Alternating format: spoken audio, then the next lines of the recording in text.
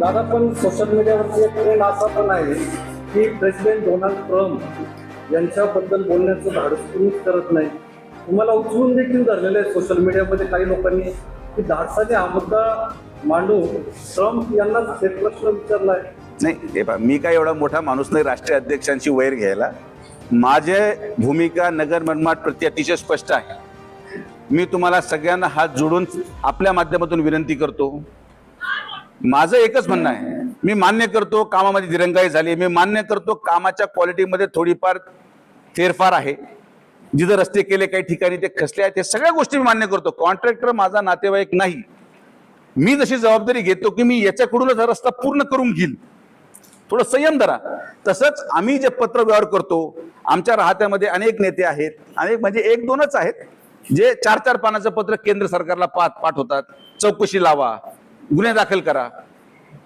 मला यांना हा प्रश्न आहे, जे आंदोलन करतात मला त्यांना हा प्रश्न आहे की जशी मी जबाबदारी घेतोय रस्ता यांच्याकडून चांगल्या दर्जाची पूर्ण करून घ्यायची, तशीच हा जर पळून गेला तर मग हा रस्ता हे करून घेणार आहेत का, याचं उत्तर पण या लोकांना देणं बंधनकारक आहे.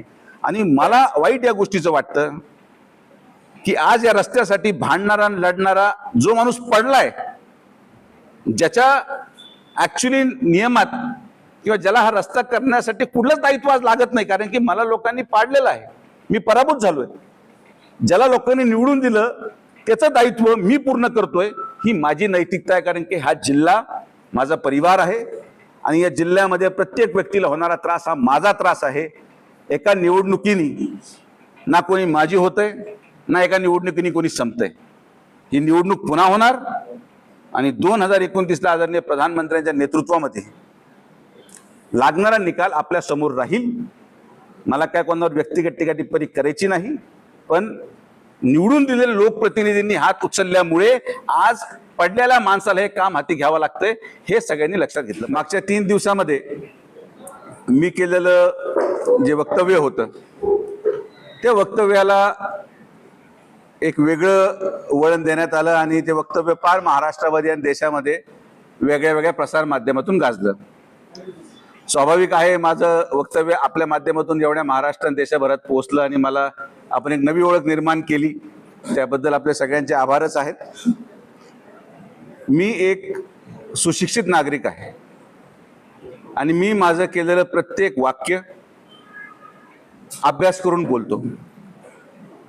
काल आणि परवा म्हणजे जर मागचे 2 दिवस पकडलं, अतिउत्साही आमच्या महाविकास आघाडीच्या प्रतिनिधींनी, महाविकास आघाडीच्या पदाधिकाऱ्यांनी, महाविकास आघाडीच्या प्रतिनिधींनी जे काही लोकांनी पत्र लिहिले, काही लोकांनी बाईट दिल्या, काही लोक मित्र पक्षाचे पण आमचे आले आणि ते म्हटले राष्ट्राध्यक्षांना बोलून घ्या आणि त्यांनाच रस्ता करायला लावा. तर या सगळ्यांचे उत्तर मला देवाशी वाटले, कारण की ते गरजेचं होतं. मुद्दा क्रमांक 1, मी माझ्या स्टेटमेंटवर ठाम आहे. माझं वाक्य होतं की अमेरिकेच्या राष्ट्राध्यक्षांच्या कार्यपद्धतीमुळं डांबराची उपलब्धता देशामध्ये कमी झालेली आहे आणि त्यामुळं रस्त्यांना ज्या गतीने काम पूर्ण करणं आवश्यक आहे त्या गतीने ते पूर्ण होत नाहीत. मग लोक म्हटले, काही लोकांना दुर्दैवाने कळालं नाही, तर त्यांच्या माहितीसाठी मी सांगतो. माझ्याकडे पूर्ण कागदाचं बंडल आहे, मी तुम्हाला ते शेअर करू इच्छितो. युद्ध सुरू झालं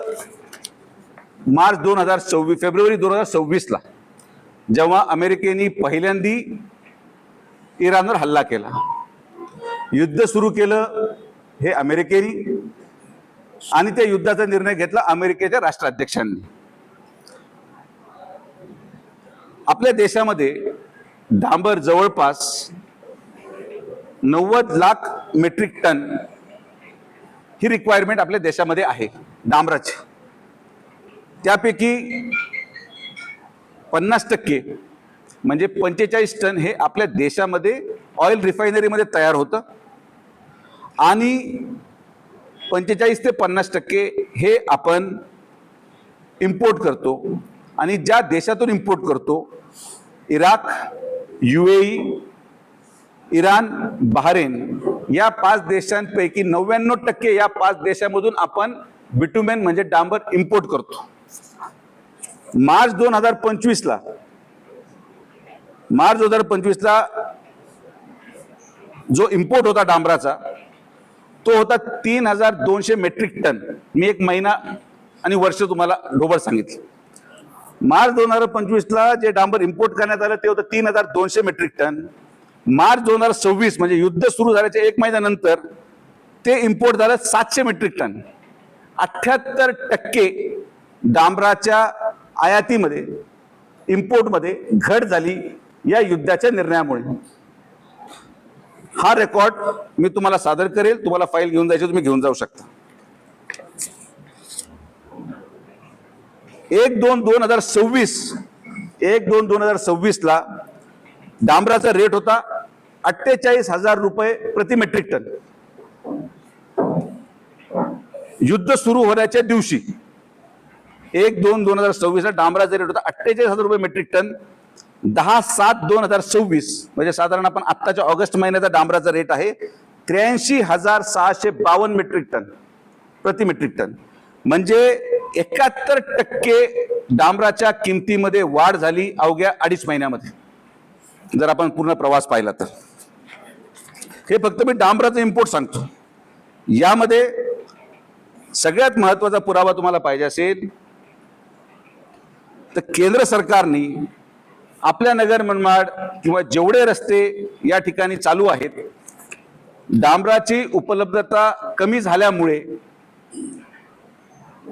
डांबराचं आयात कमी झाल्यामुळे आणि क्रूड ऑइल जे आपल्या इंडियाचे ऑइल रिफायनरीज आहेत ज्यामध्ये 44% डांबर तयार केलं जातं त्या रिफायनरी क्रूड ऑइलवर चालतात.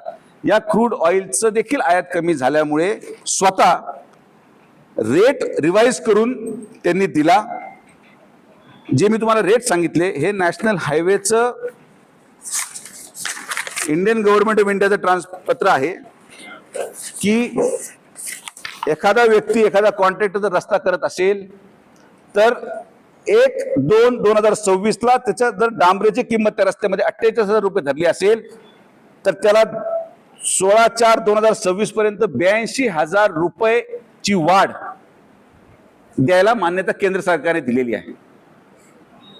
याचं कारण काय की डांबराची मूळ आयात कमी झाली, डांबराचे दर वाढले, डांबराची उपलब्धता कमी झाली म्हणून चालू रस्त्यांचे प्रकल्प जरी वर्क ऑर्डर ही अगोदर झाली असेल तरी सुद्धा 48,000 रुपये प्रति मेट्रिक टन रेट धरून वर्क ऑर्डर झाली नगर मनमाडची. मात्र त्याला परवानगी ही आज 82,000 रुपये प्रति मेट्रिक टनची परवानगी त्याला वाढीव केंद्र सरकारचं अधिकृत नॅशनल हायवे अथॉरिटी ऑफ इंडियाचं हे पत्र आहे. हे तुम्ही कॉपी घेऊ शकता की कशी डांबराच्या रेटची वाढीची परवानगी केंद्र सरकारने दिली. जे टीका टिप्पणी माझ्यावर झाली की मी असं काहीतरी बोललो आणि काहीतरी बॉम्ब फुटला आणि फार वक्तव्य फार बेफान होतं, मी तुम्हाला स्टँडर्ड न्यूजपेपरचे आर्टिकल देतो. हे आहे आर्टिकल द गार्जियन.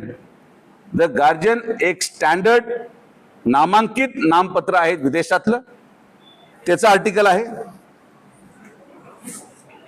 दुसरं आर्टिकल आहे March 26/2026 times of India. March 26/2026 times of इंडियाचं आर्टिकल आहे. काय लिहिलंय? Iran war hits supply of bitumen holds up Gurgaon Pataudi Rewari highway. इराणच्या युद्धामुळं जो गुडगाव रेवारी हायवे आहे तो पूर्णपणे बंद झाला डांबराच्या उपलब्धता न झाल्यामुळे. हे टाइम्स ऑफ इंडियाचं आर्टिकल आहे, मी म्हणत नाही. त्यानंतर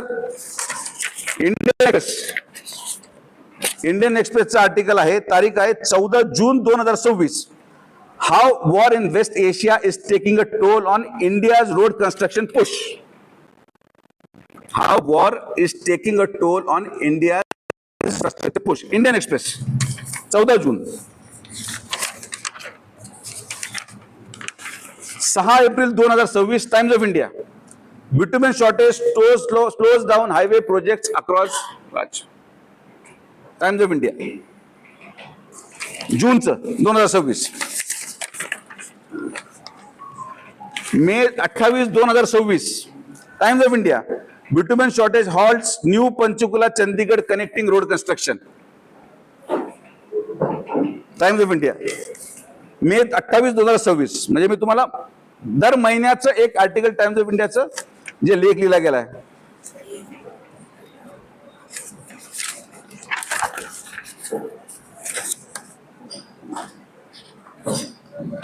जे मी क्रूड ऑइलचं म्हणलो,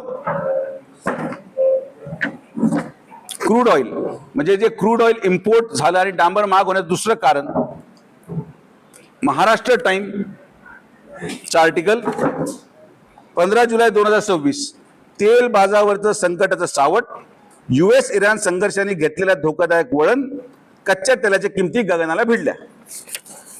हे सगळे आर्टिकल तुमच्या अवलोकनासाठी आहेत.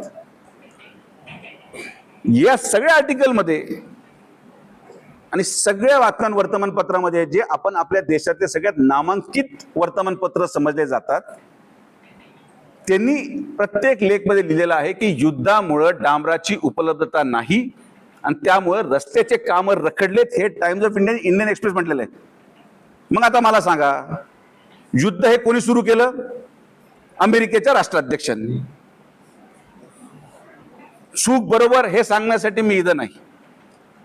इराणची चूक होती का नाही एवढा मोठा माणूस मी सांगायला नाही, पण ज्या पद्धतीने स्टेट ऑफ हॉर्मुझला वारंवार बंद केलं जातंय, युद्धाला पूर्णविराम दिला जातो, लगेच सकाळी मिसाईल टाकली जाते, परत युद्ध सुरू होतं. इंडियाची एक स्वतः मोठी शिप या युद्धाच्या झळामध्ये, मिसाईल अटॅकमध्ये बुडालेली आहे. आणि मग अशा प्रकारे धरसोड धोरण, लोकांच्या जीवाशी खेळणं आणि आपण घेतलेल्या निर्णयाचा परिणाम हा आपल्या वेगळ्या देशांवर कसा होईल याचा न विचार करणारा माणूस काय असतो, हे मी माझ्या वाक्यात सांगितलेलं आहे. तर जे आमचे मित्रपरिवार ज्यांना माझा शब्द कळाला नाही, जे आज पत्र लिहित सुटलेत, त्यांना म्हणा, पत्रामध्ये डांबराची मागणी करू नका, पत्रामध्ये युद्ध थांबवा असं पत्र जर लिहिलं असतं तर जास्त फायदेशीर झालं असतं. जे आमचे काही महाविकास आघाडीचे खासदार असतील, आमदार असतील, जे म्हणजे ट्रम्प पर्यंत विषय गेला, त्यांना माझी विनंती आहे की आज तुम्हाला कुठलंही काम नाही, तुमचे 30-35 आमदारच आहेत, जनतेने तुम्हाला नाकारलेलं आहे, निदान मोकळ्या वेळामध्ये तुम्ही पेपर वाचत चला. मी इंग्रजीचे जरी दिले असतील तरी मराठीचे पण पेपर माझ्याकडे आहेत, ज्याला कदाचित अडचण असू शकते. म्हणजे स्वाभाविक आहे, काही लोकांना नाही वाचता येत, तर ते मराठी पेपर वाचू शकतात. दोन्ही वाचता येत नसतील तर मग आता कधी कधी लोकप्रतिनिधी जे पीए त्यांच्यापेक्षा हुशार असतात त्यांना वाचायला सांगा. मी बोललेलं एक एक वाक्य सत्य आहे. माझं स्टेटमेंट मी पूर्णपणे डिफेंड करू शकतो. आणि हो, आज वाढत्या डांबराच्या किमतीला देशाचे सगळे रस्ते आणि त्यामध्ये नगर मनमाड एक, हा पण देशामधल्या रस्त्याचा नॅशनल हायवेचा एक प्रकल्प म्हणून या सगळ्या रस्त्यांचं संत गतीचं काम, मटेरियल उपलब्धतेचा कामाचा दोष हा मी अमेरिकेच्या राष्ट्राध्यक्षांनाच देतो. यामध्ये माझ्या स्टेटमेंटमध्ये कुठेही बदल होणार नाही. मी माझ्या वक्तव्याशी ठाम आहे. पुराव्यानिशी मी मीडिया पुढे, आपल्या सगळ्यांपुढे हे मांडलेलं आहे. न्यूज आर्टिकल्स तुम्ही तुमच्याकडे घेऊन जाऊ शकता. आणि माझ्या समाधानासाठी आज देशामधलं सगळ्यात मोठं आर्टिफिशियल इंटेलिजन्सचं ऍप मोबाईलवर ChatGPT आहे. ChatGPT AIच्या टेक्नॉलॉजीचा वापर करत प्रत्येक मोबाईलवर ChatGPT आहे. तुम्ही फक्त एवढं जरी टाईप केलं की American president versus bitumen availability in India, जे उत्तर ChatGPT देईल त्याच्यावर तो विश्वास ठेवाल की ChatGPT काय म्हणतं, कशामुळं म्हणतं. तर हे वर्तमानपत्र जे जुन्या काळात, जुन्या म्हणजे युद्ध सुरू झाल्यापासून जे डांबराची उपलब्धतेबाबतीत स्पष्टीकरण दिलंय, ते स्पष्टीकरण मी आपल्या पुढे मांडू इच्छित होतो. मी यासाठी मला मांडणं आवश्यक नाही. मी कुठल्याही पक्षाच्या लोकप्रतिनिधीला उत्तर देणं बंधनकारक लागत नाही, ना कुठल्या खासदाराला ना कुठल्या आमदाराला. माझं उत्तर देय हे जनतेसाठी आहे. मी आमच्या देशाचे प्रधानमंत्री माननीय नरेंद्र मोदींच्या नेतृत्वामध्ये काम करतो. आमच्या राज्याचे मुख्यमंत्री माननीय देवेंद्र फडणवीस साहेबांच्या नेतृत्वामध्ये काम करतो आणि मला अभिमान आहे अशा नेतृत्वाचा की अशा संकटाच्या परिस्थितीमध्ये देखील डांबराची उपलब्धता करून आजही नगर मनमाड जवळपास 60% पूर्ण करण्यात आलेला आहे. हे केंद्र सरकारचं यश आहे, राज्य सरकारचं यश आहे, हे मला मुद्दामून आवर्जून सांगायचं आहे. स्टेटमेंट करण्यापूर्वी जे लोक विरोधात हव्वा करू राहिले माझ्या स्टेटमेंटचा, त्यांना मी आवर्जून सांगतो की अभ्यास करत चला, देशात काय चाललंय हे वाचा आणि मग माझ्या टीकेला तुम्ही उत्तर द्यायला पात्र आहात. मुद्दा 2, जो दारूचा विषय मी मांडला तो आपण मार्मिकतेने मांडतो, तर तेच चुकीचं स्टेटमेंट आहे हे मी मान्य करतो. तेवढ्या पुरतं त्या स्टेटमेंट प्रति मी दिलगिरी व्यक्त करतो. ते स्टेटमेंट मी मागही घेतो. आपण तसं म्हणतो की यार हे इतकं टेन्शन वाढलं, हा कधी काय करल, की माणूस टेन्शनमध्येच आता बेफान झालेला आहे किंवा टेन्शनमध्येच गोंधळ आहे, त्यामुळे कदाचित जास्त घ्यायला लागला की काय, असं आपण मार्मिकतेमध्ये बोललो. पण न्यूज काय केली, alcohol intake increases due to Trump, खासदाराचं विधान. मी असं म्हटलो का? आपण मार्मिकतेत म्हणतो की हा माणूस इतका विचित्र आहे की या माणसाच्या रोजच्या स्टेटमेंट बदला पाहिजे जे घेणारे लोक होते त्यांचं लोक सुन्न झाले आणि ते कदाचित जास्त घ्यायला लागले की काय, असं बोललो. पण जाऊ द्या, ते मार्मिकता लोकांना लक्षात आली नसेल तर ते स्टेटमेंट मी मागायला तयार आहे. मात्र नगर मनमाड रस्ता याची होणारी दिरंगाई यासाठी कुठं ना कुठंतरी युद्ध जबाबदार आहे आणि युद्धाची सुरुवात ज्यांनी केली ते अमेरिकेचे राष्ट्राध्यक्ष माननीय डोनाल्ड ट्रम्प हे देखील जबाबदार आहेत. या माझ्या स्टेटमेंटवर मी कायम आहे. आपण सर्वजण आलात, सगळ्यांचे मनापासून आभार. तुम्हाला लागणारे सगळे कागदपत्र माझ्याकडे आहेत, सगळे आर्टिकल तुम्ही आपल्या वाचनासाठी घेऊन जाऊ शकतात. मला अपेक्षित आहे आणि सगळे शून्य लोक आहात, कारण की तुम्हीच एक बातमी तयार करणारे लोक आहात, त्यामुळे तुम्हाला हे बातम्या कोरिलेट होतील. आणि एक प्रत मी जे आमचे काँग्रेसचे पदाधिकारी आहेत ज्यांनी काल ट्रम्प तात्यांना पत्र लिहिलं, मराठीमध्ये लिहिलं, त्यांना मी हे सगळे आर्टिकल, आम्ही आमच्या आदरणीय कैलास बापूंचे जुने सहकारी आहेत ते, तर बापू हे सगळे वर्तमानपत्राची कॉपी त्या काँग्रेसच्या पदाधिकाऱ्यांकडे पोच करा की बाबांनो वाचत चला आम्ही काय लिहितो काय म्हणतो. दादा, पण सोशल मीडियावरती एक ट्रेंड असा पण आहे की प्रेसिडेंट डोनाल्ड ट्रम्प यांच्याबद्दल बोलण्याचं धाडस कुणीच करत नाही. तुम्हाला उचलून देखील धरलेलं आहे सोशल मीडियामध्ये काही लोकांनी की धाडसाने हा मुद्दा मांडून ट्रम्प यांना थेट प्रश्न विचारलाय. नाही, हे पहा, मी काय एवढा मोठा माणूस नाही राष्ट्रीय अध्यक्षांची वैर घ्यायला. माझी भूमिका नगर मनमाड प्रति अतिशय स्पष्ट आहे. मी तुम्हाला सगळ्यांना हात जोडून आपल्या माध्यमातून विनंती करतो. माझं एकच म्हणणं आहे, मी मान्य करतो कामामध्ये दिरंगाई झाली, मी मान्य करतो कामाच्या क्वालिटीमध्ये थोडीफार फेरफार आहे, जिथं रस्ते केले काही ठिकाणी ते खचले आहेत, ते सगळ्या गोष्टी मी मान्य करतो. कॉन्ट्रॅक्टर माझा नातेवाईक नाही. मी जशी जबाबदारी घेतो की मी याच्याकडूनच हा रस्ता पूर्ण करून घेईल, थोडं संयम धरा. तसंच आम्ही जे पत्र व्यवहार करतो, आमच्या राहत्यामध्ये अनेक नेते आहेत, अनेक म्हणजे 1-2च आहेत जे 4-4 पानाचं पत्र केंद्र सरकारला पाठवतात, चौकशी लावा, गुन्हे दाखल करा.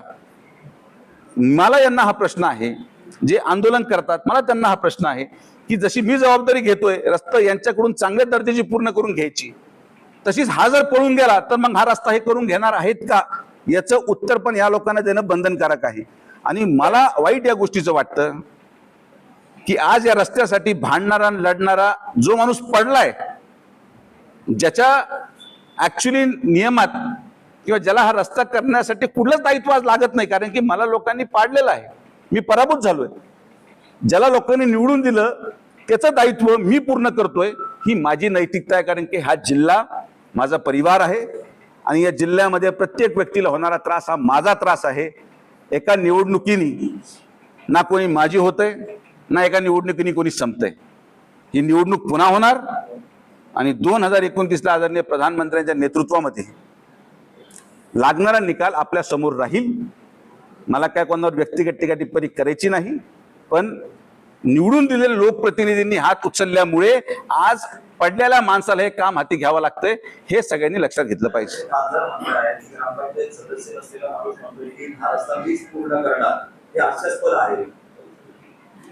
मला त्यांच्या कुठल्याही टीकेवर टिप्पणीवर उत्तर द्यायचं नाहीये. रस्ता पूर्ण करायला ग्रामपंचायत सदस्य होणं आवश्यक नाही. मी नागरिक म्हणून, देशाचा नागरिक म्हणून मी पाहिजे तिथं भाषण करू शकतो. मी पाहिजे त्या कॉन्ट्रॅक्टरला जा प्रश्न विचारू शकतो, कारण की मी जो टॅक्स भरतो त्या पैशातून हा रस्ता होतोय. आम्ही, आमचे लोक, आमचे कार्यकर्ते जे टॅक्स भरतात त्या पैशातून हा रस्ता होतोय. जे नागरिक तिथं मरतायत ते कुठंतरी माझे आहेत, देशाचे नागरिक आहेत. देशाच्या नागरिकांना त्रास होऊ नये म्हणून देशाचा नागरिक म्हणून मी तो रस्ता पूर्ण करतोय. देशाचा नागरिक हेच प्रमाणपत्र आहे तुमच्या कामाचं. पदावर असलं म्हणजे सगळं होतं, आणि मी त्यांना उत्तर देऊ शकतो, पण आजची प्रेस ती नाहीये. ते काय फार काळ राहणार नाही त्या पदावर, हे पण तुम्हाला सांगतो. आम्हाला सगळ्यांना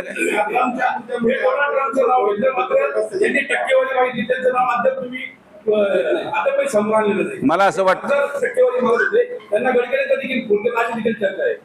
ही चर्चा, मला वाटतं गडकरी साहेबांना जर कधी तुम्ही विचारलं तर ते सांगतील की कोणी हा रस्त्यासाठी टक्केवारी मागितली.